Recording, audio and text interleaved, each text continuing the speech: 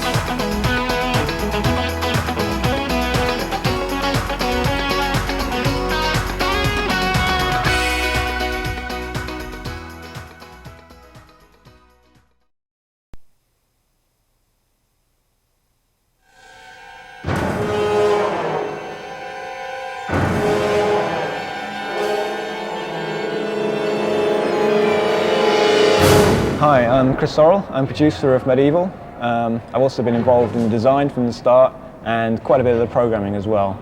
The game is an action-adventure. It was inspired by the classic arcade game Ghouls and Ghosts. My name's Jason Wilson and I'm the lead artist and co-designer along with Chris Sorrell on Medieval. Throughout the game you're playing a skeletal knight called Sedan Fortescue. He has been risen from the dead by the sorcerer named Zarok, and throughout the game you're pursuing the sorcerer to try and stop him from completely taking over this weird medieval landscape called Gallowmere. The look of the game is quite unique. You know, a lot of games are based around map editor constructed landscapes, kind of fairly rigid, block-like look to it. This is something that we don't have in Medieval. We have curves and skewed geometry all over the place, and buildings at funny angles. The game also has quite a strong sort of RPG theme, the requirement for you to use particular weapons to learn particular strategies, achieving 20 different levels and tackling probably around 50 different characters along the way. And when he was alive, he was the champion of the king of the land and died valiantly in battle. He's quite a goofy looking character, I suppose. The aim with him was to give him a kind of goofy, quirky sort of a look, but at the same time for him to also appear to be the valiant and brave character that he actually is. A lot of people said to us, why do we want to have a skeleton as the main hero instead of some sort of huge muscle guy with a big gun or Lara Croft or whatever. But we thought it'd be kind of like silly and different, and we both like the film Nightmare Before Christmas and other sort of silly sort of horror type stuff. So we set out to do a skeleton and lots of silly things a skeleton would fight. He's got quite a lot of attack moves, and in these I think he looks quite powerful in that, but at the same time he's got huge floppy feet which make him look a bit sort of clumsy as he runs around. That we're not trying to do a character that's Conan the Barbarian or something. He is a bit alternative. He's a sort of an accidental hero, really. But I think it's more for people who are grown up who still think they're kids.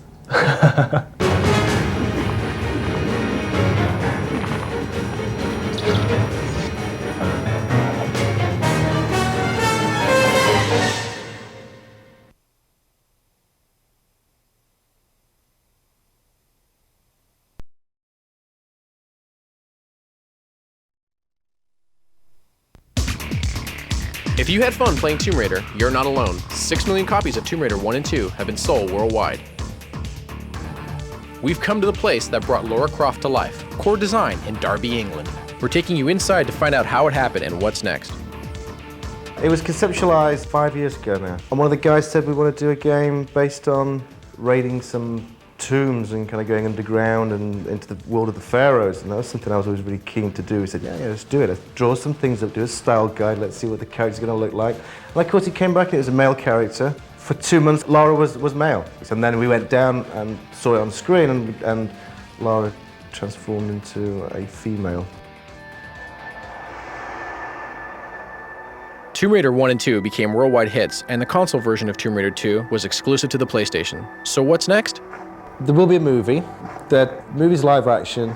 It's with a big movie studio. The great thing is that we get total say and veto over the script and the content and the storyline, which is fantastic.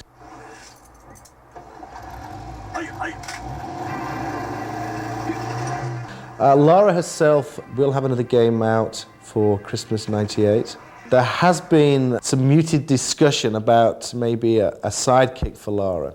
Maybe a girl, maybe a boy. There is some discussion, but I'd hate to blow it before it's finalised. It'd be good though, wouldn't it? I think it'd be pretty neat. What will be in Tomb Raider 3? Core is giving PlayStation Underground subscribers a first look at some footage. One of the main differences is we're going to give Lara a lot more moves, new vehicles. We've overhauled the 3D engine to make everything faster and in high res. This level is going to be based around London, where you'll start off on the rooftops and then you have to venture down into the sewers and the disused tube train lines that have been closed off. Your ultimate aim of this adventure is to break into a corporate building and steal back an artifact that has been taken from a museum. Laura's been hired to go and find it. We're drawing quite a lot more than what Tomb Raider 2 could. So we can get big expanses of open area, build quite detailed backgrounds. This is Darren. He's going to be doing the main animations for Lara on Tomb Raider 3. At the moment he's working on various new moves for Lara, like crawls. We're trying to give her a knife so she can actually stab things. She's going to use the knife to try and prise certain secret items out from the rock. And as you can see, she grabs the dagger out. It'll be concealed in her leg. Tomb Raider 3 is being built with some interesting custom tools. Here are two of them. This is the animation editor. It allows us to do all the characters in the game. And here you can see a wireframe form. In the first game, she was made up of around about 350 polygons.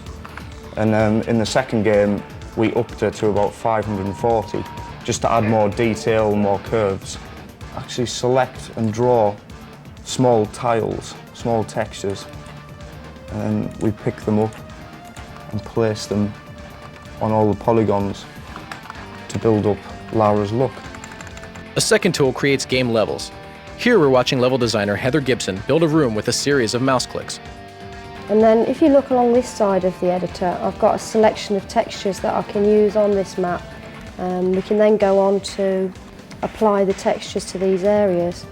So it's just a matter of popping textures onto the faces that are displayed within the room editor. We can apply a light to the room, change the ambience of that room, change the range and the strength of the light to get that nice moody atmosphere that we've got on most of the levels. And I can actually have a look at this room now if I go into preview and fly around and see how it looks. And also we can trigger all the baddies within this system. So that means that when we place our dogs or cult members within this particular map, I can say that I wanted that dog to attack Lara at a specific point. So I can select the dog and trigger it so that when Lara crosses this trigger point here, the dog becomes activated. It allows the player to run across the trigger and run back into a different area of the map and have the sense that something different's happening because the baddies are still coming through, but they might come through it from a different area. So it always gives you the feeling that they're actually quite clever, that they're working out how to get to you. As we left, team member Peter Barnard revealed one last thing. Did you ever wonder what Lara looked like without her clothes on? Bet you wish you hadn't bothered.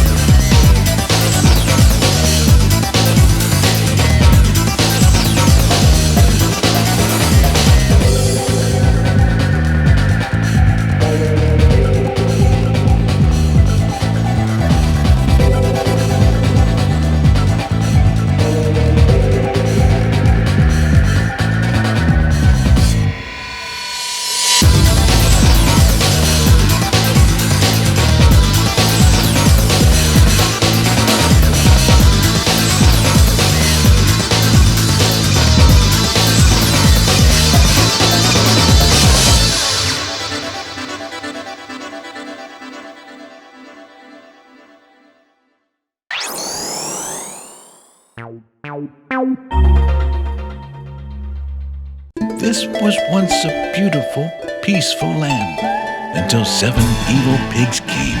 They suddenly appeared and used their powers to change this land into an ugly world. For some reason, the evil pigs seem to be collecting gold. I bet your grandpa's bracelet that was stolen by the Coma pigs was made out of gold, too. The 7 evil pigs are hiding somewhere in this world. If you find them, I'm sure you'll be able to find your bracelet as well. Just remember, be very careful.